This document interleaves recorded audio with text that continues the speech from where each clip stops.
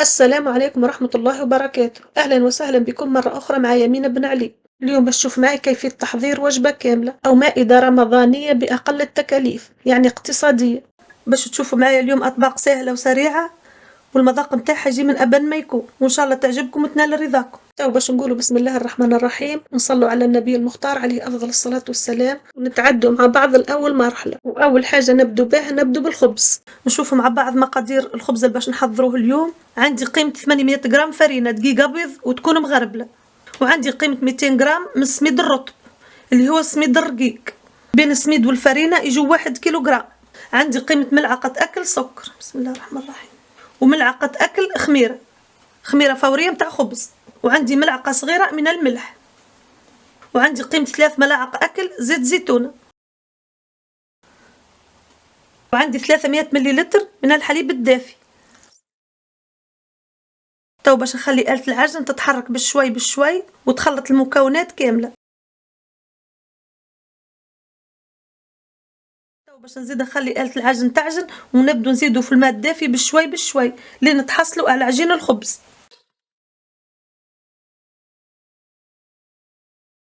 الخبز متاعنا تعجن مليح لين تحصلنا على عجينة ملسة ورطبة كما تشوف، والعجين ما يكونش يابس، يكون عجين متاع خبز طري شوي. تو باش نغطيها ونخليها مدة 30 دقيقة، وبعد 30 دقيقة بحولاه نرجع باش نشكلوه. العجينة ارتاحت وطلعت الخميرة متاعها كما تشوف. تو باش نحطها في طاولة العمل، نحطو شوية فرينة. تو نخرج الهواء متاعها، نعجنوها هكا شوي باش يخرج الهواء متاعها.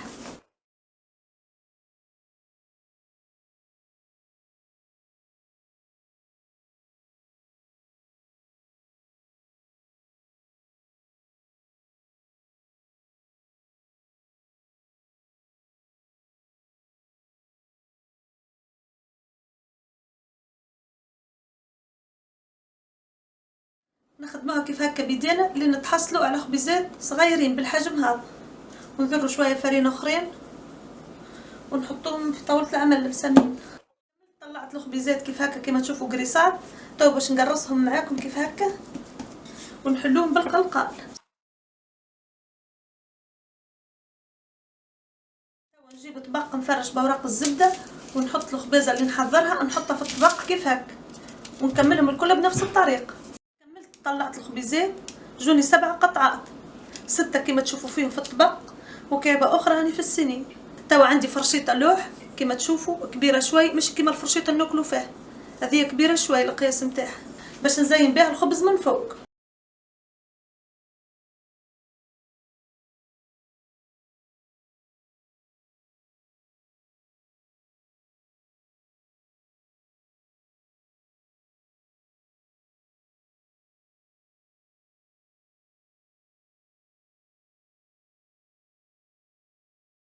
شوفوا معايا علمت الخبيزات بالفرشيطة متاع اللوح باش ما يتنفخوش أكثر من اللازم في الفرن ويتحرق الوجه متاعها.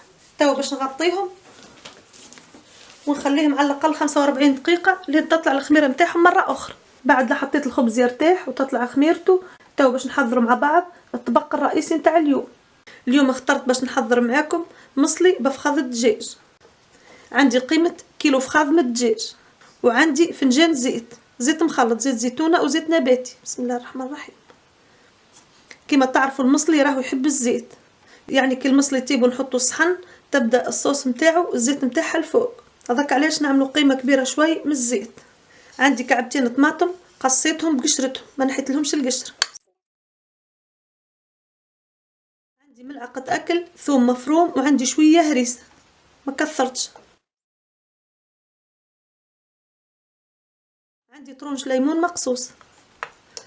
عندي ملعقة أكل كليل، أنا عندي كل كليل مجفف ما عنديش الكليل الأخضر، اللي عندها الكليل الأخضر تستعمل يجي مطعمه باهي في الوصفة هذه. عندي ملعقة صغيرة فلفل أكحل. عندي ملعقة أكل كركم، ملعقة صغيرة ملح. عندي ملعقة أكل عصير الليمون. عندي راس بصل كبير قصيته خشن شوي. باش نخلط المكونات الكل مليح.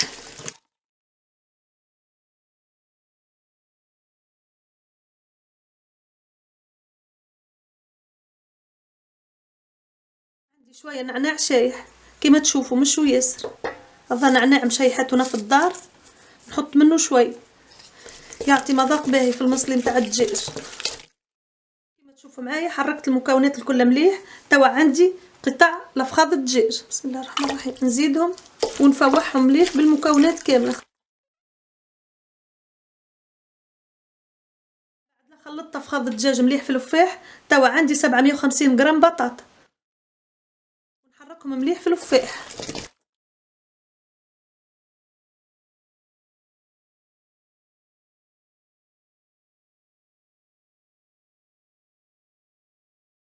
شفتوا معايا كملت تحضير المصلي نتاع فخاذ الدجاج. تو باش نغطيه ونحطه في الثلاجه لين الخبز نتاعنا يطيب ويحضر. وبعد الخبز يطيب ما نطفوش الفرن. الخبز نتاعنا طلعت الخميره نتاعو. قبل ما نتعدل الخبز جبت اصفر بيضه وحطيته في حاويه فيها الغطاء، هذايا اصفر بيضه من غير ابيض. نزيدو قدر ملعقه اكل ولا ملعقه ونصف زيت زيتون. بسم الله الرحمن الرحيم. نقفل توا الاناء ونحرك مليح. شوفوا معايا خضيت اصفر البيض وشويه زيت زيتونه مليح لين تحصلنا على القوام كما تشوفوه. توا باش ندهن بيه وجه الخبز. كما تشوفوا معايا الخبز طلعت الخميره نتاعو. توا نزيد نجيب فرشيطه اللوح ونزيد نعاود نعلم البلايص اللي عملته.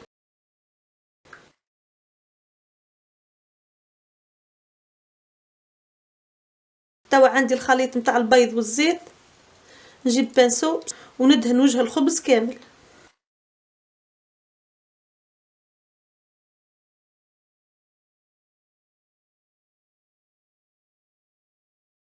توا عندي شويه جلجلان ابيض وعندي شويه حبه البركه، نحط في الوسط نتاعها شويه جلجلان كيف هكا.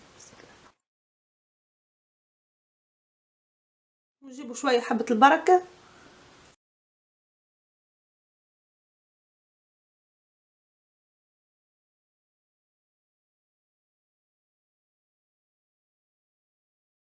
الخبيزات حضرتهم وحليت الفرن ليه 10 دقائق على درجة حرارة 220. الفرن سخون توا والخبز حاضر. نهز نحط الطبق مدة 15 ولا 16 دقيقة ونثبت في الخبيزات. كي يحمروا من تحت نزيد نحل عليهم من فوق، هما يحمروا ونخرجهم. توا باش تشوفوا معايا كيفية تحضير الجاري اللي باش نحضره اليوم. عملت قيمة 2 لتر ونصف ماء في كاسرونة ووصلوا مرحلة الغليان. توا باش نحط فيهم 2 ملاعق اكل طماطم معجونة، طماطم الحك. بسم الله الرحمن الرحيم. عندي ملعقه نتاع اكل ناقصه شوي فلفل احمر مرحي، يبدا حر شوي. واللي ما عندهاش الفلفل الاحمر حار شوي تزيد معاها شويه هريسه. عندي شويه فلفل اكحل، عندي شويه ملح وشويه قرفه مرحي، وعندي 2 ملاعق اكل بصل مفروم ولا مقصوص رقيق، وعندي نصف فنجان زيت مخلط، شويه زيت زيتونه وشويه زيت عادي زيت نباتي. نزيدوهم ونحرك المكونات الكل مليح. بسم الله الرحمن الرحيم.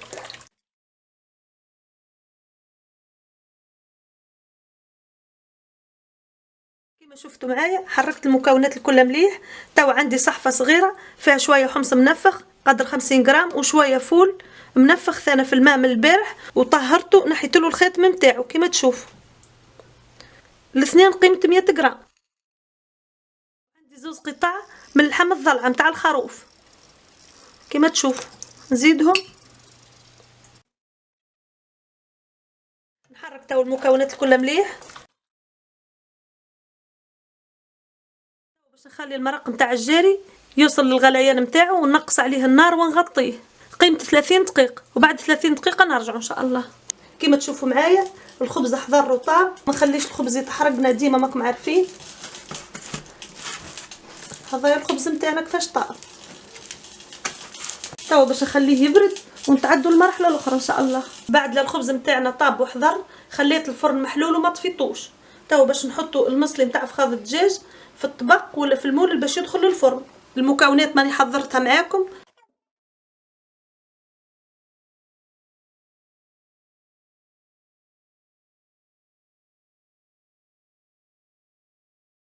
سويت فخاذ الدجاج والبطاطا واللفاح في المول. توا عندي صحن اللي خلطت فيه وعندي 2 كيسان نتاع ماء يغلي. بسم الله الرحمن الرحيم. وندور الصحن كيف هكا. باش نجي في اطرف المول ونصب الماء، ما نصبوش فوق الدجاج، نصبوه في الجناب نتاع المول. بسم الله الرحمن الرحيم. كيف هكا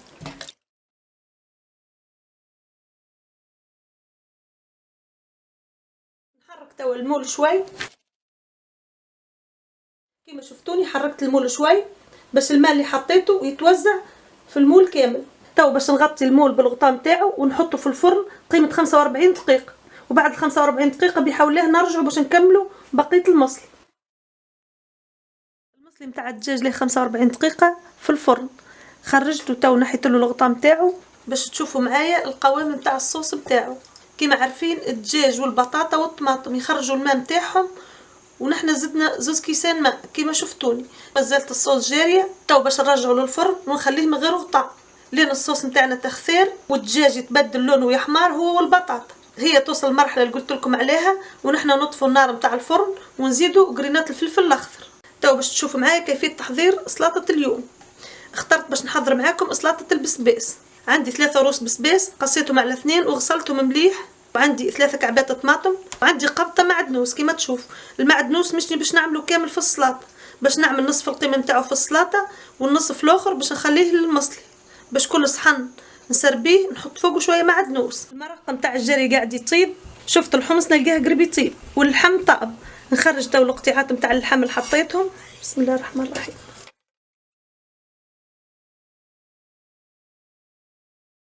توا خرجت قطيعات اللحم، وعندي قيمة 150 غرام محمصة من نوع الرقايق، نزيدها في المرق.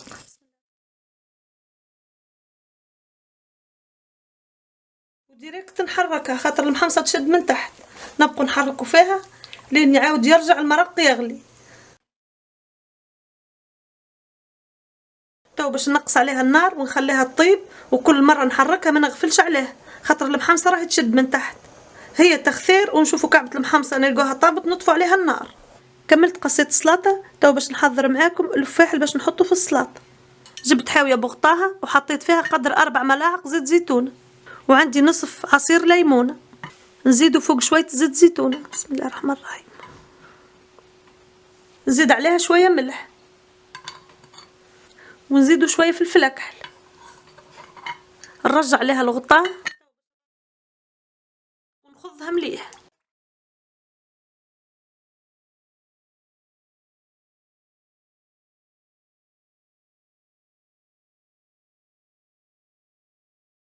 خضيت المكونات مليح.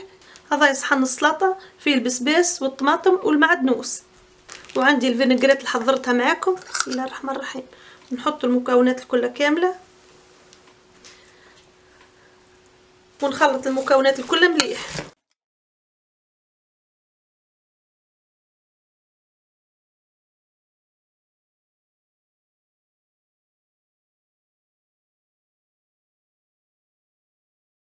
كما تشوفوا معايا السلطه نتاعنا حضرت. تو ما بقى لي كان نحطها في صحن التقديم. العشاء نتاعنا حضر. اليوم عشانا تونسي 100%. حضرت معاكم سلطه البسباس اللي هي طريقتها تونسيه 100%، وحضرت معاكم مصلي بفخاذ الدجاج الطريقه ثانيه تونسيه، وحضرت معاكم الجاري نتاع اليوم تونسي ثاني عملتها محمصه بالحم الضلعه نتاع الخروف وفيها شويه حمص وشويه فول على الطريقه التونسيه، ما زدت فيها حتى شيء. جا مذاقها بنين على الاخر، وجدت خفيفه ما جاتش قويه وما جاش فيها الزيت من فوق. كما تعرفوا طريقتي في تحضير الشوربه ما نحبش نعملها قويه وما نحبش نعمل فيها طبقه نتاع زيت من الوجه نتاعها. عملنا خبز دياري ثاني، خبز ما شاء الله يجي المذاق نتاعو بنين ويجي هشوش على الاخر، حتى كي يفضل يعني تاكلوا منه قيمه ويفضل لهم متغدوه ينجم يصبر حتى 3-4 ايام بنفس القوام، يبقى طري ويبقى هشوش. المهم خبوه بطريقه صحيحه. تو ما بقى لي كان نقول اللهم دمها نعمه واحفظها من الزوال. ان شاء الله تجربوا الطبقه نتاع اليوم ويعجبكم المذاق نتاعها وتنال رضاكم. وكان عجبكم عشاء اليوم وعجبكم محتوى القناه ما تنسوش باش تشجعوني وتشتركوا في القناه، تبارطاجوا فيديوهات القناه بين اهلكم وحبابكم، وجزاكم الله خير وبارك الله فيكم. تو ما بقى لي كان نقول لكم الى اللقاء في وصفه قادمه وفي فيديو قادم عن قريب. دمتم في امان الله وحفظه. الى اللقاء.